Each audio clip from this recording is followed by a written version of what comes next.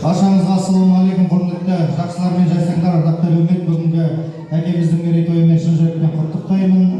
Енді тарихқа көз жүгіртетін болсақ, осы Ильич әкеміздің әкесі үлкен атамыз Бүркітбай дейтін кісі болған, өздеріңіз білесіздер.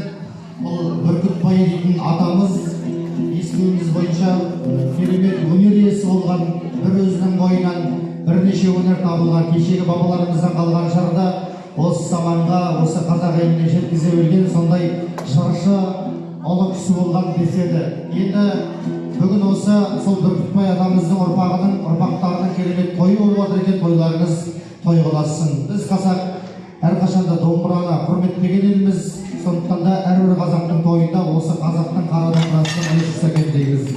Енді менің есімім Жомарт, фамилиям Маратов, осы қазақтың ұлттық өнеріне өзімізше қолымыздан келгенше үлес қосып жүрген азаматтардың біріміз. Сондықтан да енді қазір ұласымыздың үстінде осы қазағымыздың қара домбырасымен, бабаларымыздан қалған жырмен аз да болса сусындатайық деген ниетті келіп қалды. Олай болса, енді осы Бүркітбай атамыздың өзі сонау Сүгір дегенде ол атамыздан бата алған кісі екен. Олай болса, мен алғашқы сөзімді осы Сүгір атамыздың термесінен бастағым келіп отыр. Қошеметпен қолдау білдіріп отырсаңыздар. Стойкіні қатыр жіберейік, мәдет кішкене түсіп отыр.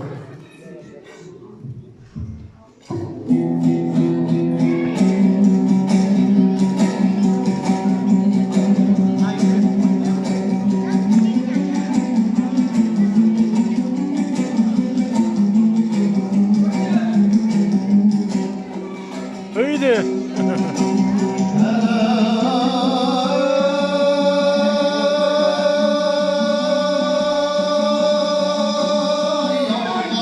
Buraya geldi.